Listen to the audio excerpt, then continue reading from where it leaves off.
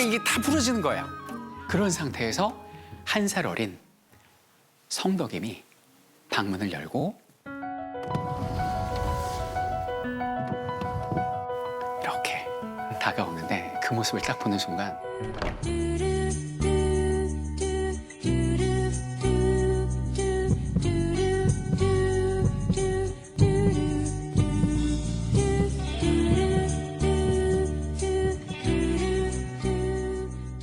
거의 너무 막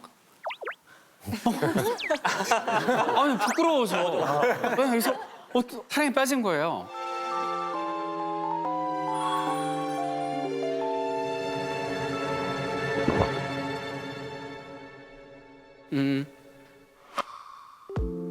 네, 성은을 내리려 한다. 내 성은을 입겠느냐. 아 귀여워. 이런 거예요. 귀요미다, 귀요미. 여기는 연산과 이산의 공통점은 뭐였죠? 엄마 사약 먹고 죽었고 아빠 뒤주에 갇혀 죽었고, 여기는 이산이 연산과 다른 점은 할아버지를 모티브로 합니다. 내 본분에 최선을 다하자. 학문에 최선을 다하는 길이 돌아가신 아버지, 살아있는 어머니와 할아버지 할머니 효도하는 길이고 만백성과 나라를 위하는 길이야. 그러면서 정말 열심히 공부해. 새벽닭이 울 때까지 너무너무 공부만 한 거예요. 이게 다른 점이에요.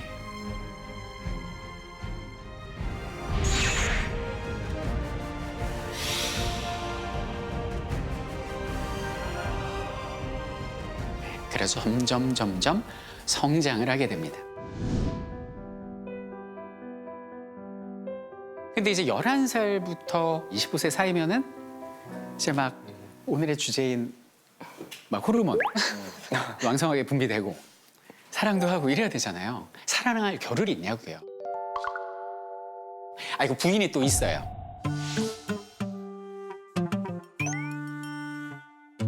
부인이 누구냐면 나중에 이제 정조가 된 다음에 왕후가 되는 효의 왕후라고 있어요. 이 효의 왕후를 언제 만나냐면 아버지 뒤주에 갇히기 직전에 만나요. 그때 나이 11살이었잖아요. 정략 결혼을 한 거예요. 아기가 무슨 사랑을 알아? 사랑의 감정이 별로 없어요. 그러니까 그런 상태로 계속 지내다가 약 15세쯤으로 추정이 되는데요. 그때 우리의 정조, 이사는 처음으로 심장이 뛰는 것을 느끼게 됩니다.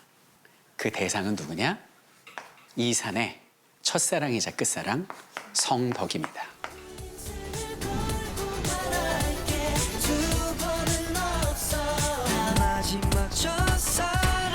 성덕임 같은 경우는 너무 어린데도 재능이 뛰어납니다. 성품은 말할 것도 없고요. 수학에 관심이 많고 수학 문제 좋아하고 글 읽는 거 좋아하고.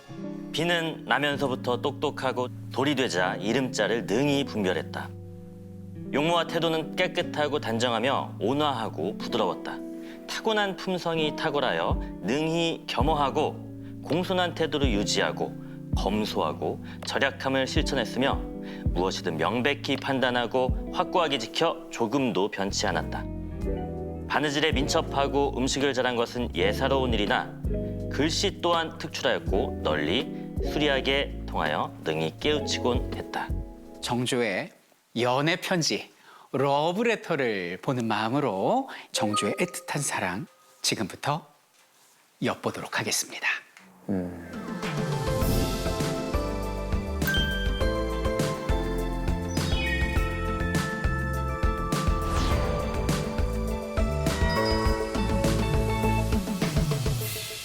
성덕임이 10살 때, 나이 10살 때, 이런 뛰어난 아이가 10살 때 해경궁홍시 궁녀로 들어가요. 근데 여기는 이사는 할아버지 밑에서 세손 수업하고 있었잖아요. 너무 불편하죠. 긴장되죠. 그러다가 여기는 엄마 문안 드린다고 하고 엄마 집에 가요. 그럼 어떤 느낌이었을까? 군대에서 휴가 나온 느낌이지.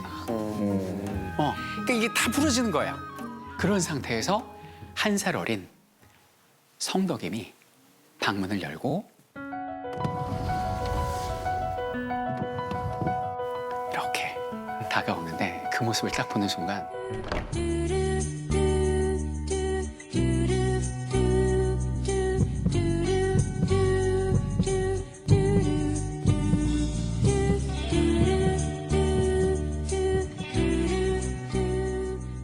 거기 너무 막 아니 부끄러워서 그래서 얼굴 빨개졌어. 된 거죠. 그래서 사랑에 빠진 거예요. 그래서 고백을 해야 되잖아요. 그래서 이제 그 기록에 보면 15시 14한테 고백합니다.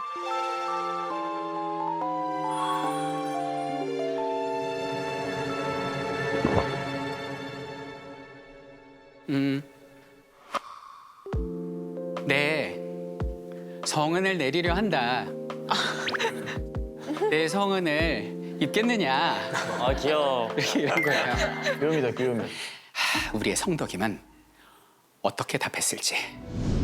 감히 받들 수 없으니 통촉하여 주시옵소서.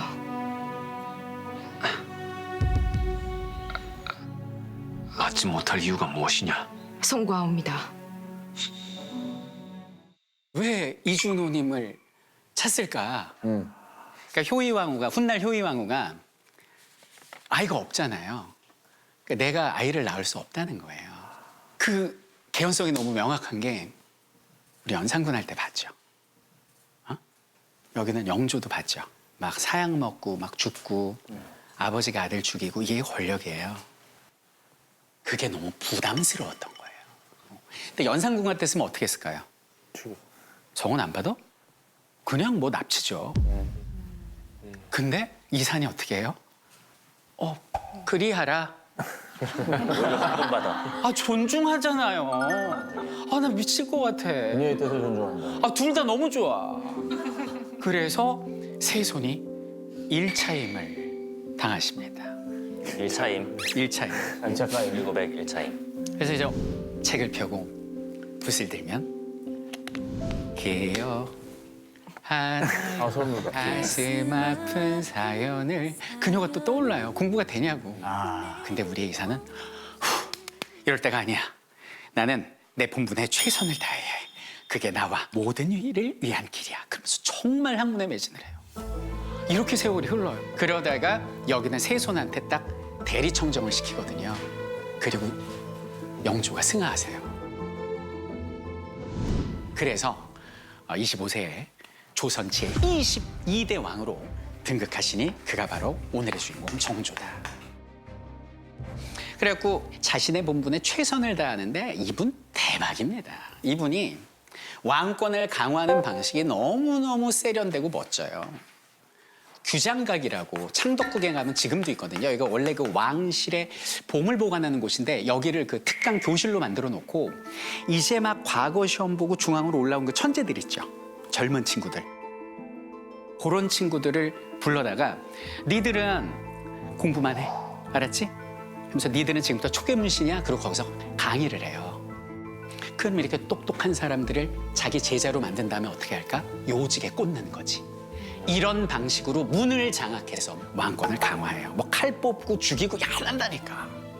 근데 딱 보니까 이렇게 해서 이제 문은 장악하는 것 같은데 무를 장악해야 되거든요. 조선의 최고의 부대를 자신이 얻는 그런 기회를 위기 속에서 딱 찾는 거죠. 대단한 분이지. 완벽한 왕권 강화, 성군으로서 자리 잡아가고 있었습니다. 정말 치명적인 컴플렉스가 그의 발목을 잡습니다. 그게 뭐냐? 후사가 안 생깁니다. 이 왕한테 후사가 없는 거 이거 치명적이거든요. 효의왕후가 홍역도 앓고 아팠거든요. 그래서 의원들이 이렇게 맥 짚고 해봤는데 아이를 낳을 수가 없다. 어떻게? 할머니가 난리가 났지. 중전으로 들어온 정순왕후라고 있어요. 할머니가 이산한테 지금 빨리 후궁 좀 이렇게 들여서 좀 후사 좀 봐라. 근데 정조가 그걸 안 해요. 그래가지고 후궁을 간택을 합니다. 간택된 후궁이 누구냐? 원빈이라고. 원빈 홍씨예요. 나이 13살. 근데 문제는 또 원빈 홍씨가 1년 뒤에 요절을 해요. 근데 이런 상황에서 그 정순왕후 막 할머니가 여기는 막 정조한테 얘기하는 거 빨리 좀 후궁 좀 어떻게 하라고요. 제가 또 간택해줄까? 누구 해줄까? 막 이렇게 된 거예요. 여기는 정조가 막 대신들도 막 그러고 막 할머니도 그러니까 잠깐만. 제가 알아서 하겠습니다. 그러면서 15년 동안 단 한 번도 잊지 않은 이름. 기억 하나요. 그 가슴 아픈 사연을 꺼내는 거죠. 15년 전 1차임을 당했던 성덕임. 그 성덕임을 다시 정조가 찾아갑니다. 덕임아,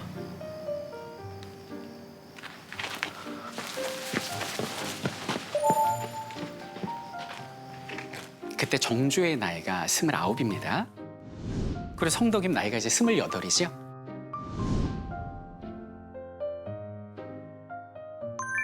열네 살 때하고는 다르겠죠. 성덕임이 어떤 판단을 내렸을까? 덕임아. 내가 너를 제발 더는 말씀하지 마옵소서. 어째서? 이제 후사가 없어서 네. 나는 못 간다 얘기를 했는데 여전히 후사가 없는 거예요. 이고백 2차임 당하십니다. 와. 그리고 다시 돌아오십니다. 왔는데 이제 막 후궁 구하라고 하니까 또 구했어요. 구해가지고 후궁이 들어왔네? 그것도 간택 후궁입니다. 자기가 이렇게 사랑해서 한 거 아니에요.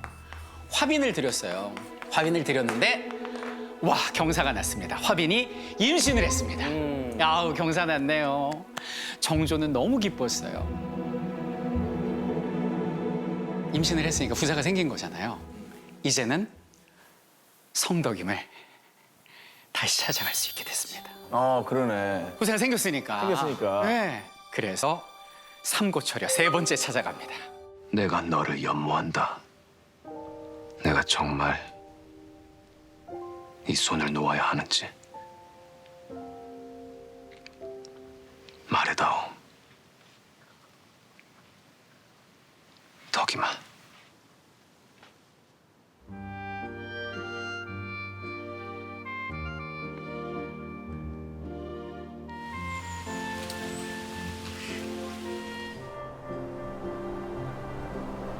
드디어 사랑이 이루어지게 됩니다. 오. 되게 고든 여자다. 맞습니다. 화목한 분이다. 그래가지고 의빈성 씨 우와. 궁궐로 들어왔습니다.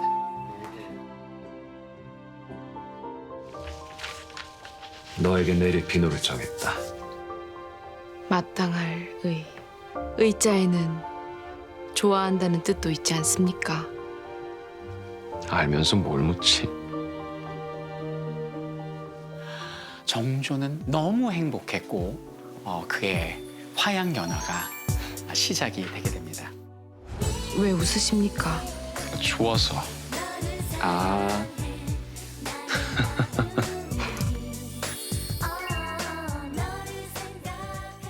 그렇게 막 사랑을 하다 보니까 여기는 의빈성 씨가 아이를 갖게 돼요. 와. 박수 한번 쳐주시죠. 아, 축하합니다. 야. 회임이 맞으시옵니다. 경아드리옵니다, 마마.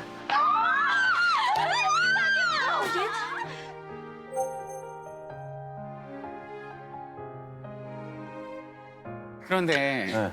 이게 박수 칠 일이 아닙니다. 왜냐하면 의빈성 씨는 후사가 있다는 얘기를 듣고 왔잖아요. 그렇죠.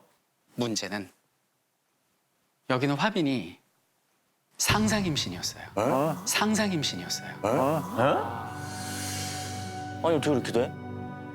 화빈 윤 씨가 임신한 기록은 있어요. 그런데 출산한 기록이 없거든요. 그래서 상상 임신으로 추정이 되는 거죠. 결국 결론은 정조의 첫 번째 아들을 의빈성 씨가 낳아요. 그래서 그 아들이 세자가 돼요. 야. 그게 문효세자야. 아 근데 문제는 뭐냐면 금슬이 좋으니까 2년 뒤에 또 아이를 가졌네. 낳았는데 이번엔 공주님이야. 어이구야. 아들 하나 딸 하나. 인생에 가장 행복했던 때가 정조는 이때였을 겁니다. 그런데 하늘도 무심하시지. 그 행복은 그리 오래가지 못합니다. 공주가 태어나고 2개월이 지나서 갑자기 경기를 일으키더니 하늘의 별이 됐습니다. 네. 그리고 전국적으로 그 홍역이 돈 거예요. 그 홍역에 걸려서 무녀세자마저 가슴에 묻게 됩니다.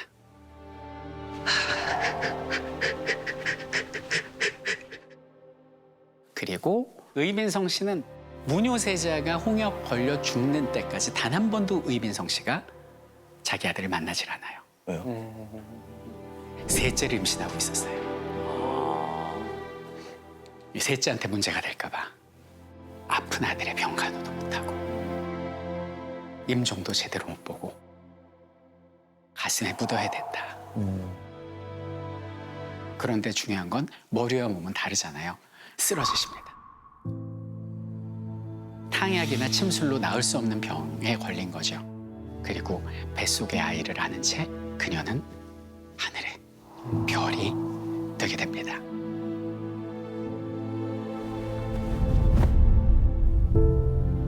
덕이마. 덕이마.